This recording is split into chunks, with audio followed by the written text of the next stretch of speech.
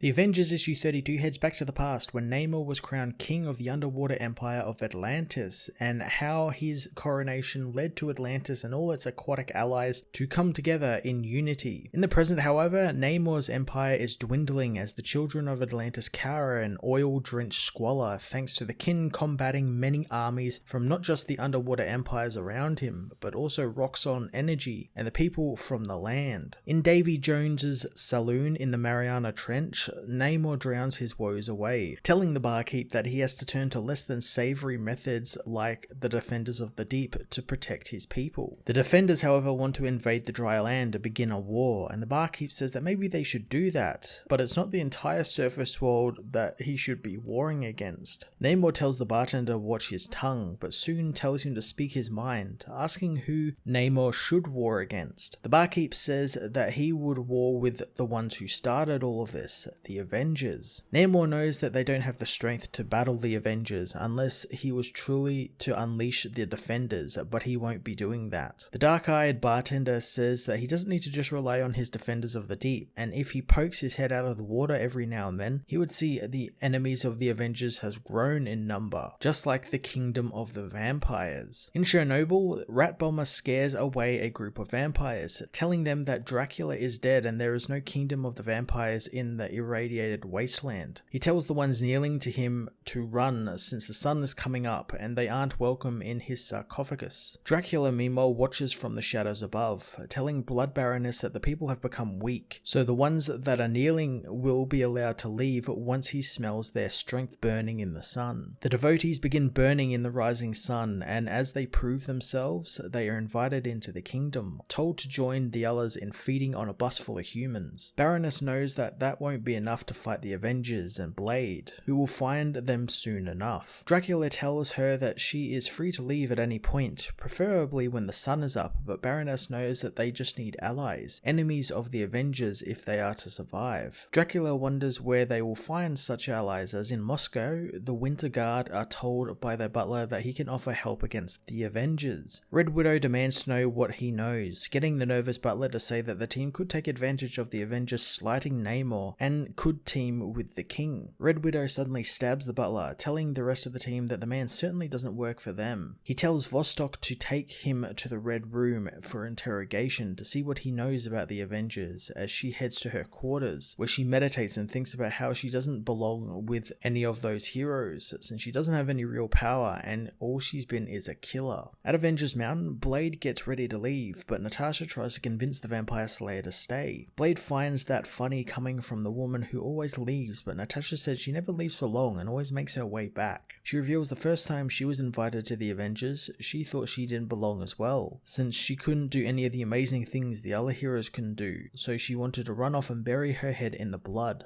Blade says that that's where he belongs, and he can't keep an eye on the vampire caves from up on high on the mountain. Natasha says that the mountain will let him keep an eye on everyone and everywhere on the world, hoping that he will stay and be part of protecting everything. Boarding her auto taxi, Natasha tells Blade that they want him there, since he's an Avenger and he has earned it. Boy Thing also agrees with Natasha, so Blade decides to stay, but the first person to call him a brother will be fanged in the face. The Starbrand baby meanwhile is tended to by Thor and Tony, who really hopes the baby isn't his. Thor reassures him the child isn't, but in a way it is all of theirs since they failed her mother, him the most, but the Avengers and him will protect the child with all of their life. He tells the child that Thor will be her godfather, as Tony knows babysitting isn't the strangest thing that has happened to him this week. Talk turns to his adventure through time, but Tony doesn't want to talk about that at the moment, just wanting to feel like himself again, hoping Thor will remind him on what their new mission is. In Washington DC, Phil Coulson feels a call about uniting the Avengers' enemies against the heroes, but doesn't see how they could get Namor and Dracula to work together, let alone the Winter Guard. The voice on the other end of the line suggests that maybe the Squadron Supreme might help, as Coulson is called up onto the stage, telling the voice that he needs to go, apologizing for ever implying that the Squadron is his and not the person who is calling him. He reassures the voice that he can count on the Squadron Supreme of America with whatever may come. Going onto the stage, Coulson introduces the Squadron to the cheering crowds. The voice, revealed to be Mephisto, says Coulson is doing a good job, but this is just the beginning. After hanging up with his phone call, Mephisto finds it funny that Coulson doesn't even think that these people will be working together, when really they already have been. They just don't know it yet, since the influence of Mephisto knows no bounds. Under the ocean, Namor waits for someone to come to him, knowing that they would hear his call since he's always been able to feel the ember smoldering in his brain. He promises to give the being more, as he reveals here he has called the Phoenix back to Earth to help him destroy the Avengers. The Avengers issue 32 was a great catch-up on the various storylines that Jason Aaron has been seeding throughout this entire run, and a really fun way to consolidate them all into one epic beginning to a new story. It was really awesome to learn that Mephisto and his lieutenants have kind of been slowly manipulating everything from the background, from Namor to the Winter Guard to Dracula and now Phoenix as well. Coulson's whole deal as well still fascinates me, and I'm hoping we get a little bit more background on his situation as a lackey for the devil and exactly why he is now evil and why he is now working for the devil. With most of the setup out of the way now, I'm really looking forward to it getting into this giant war that's going to be coming with all these different factions. I'm going to give this issue an 8.5 out of 10.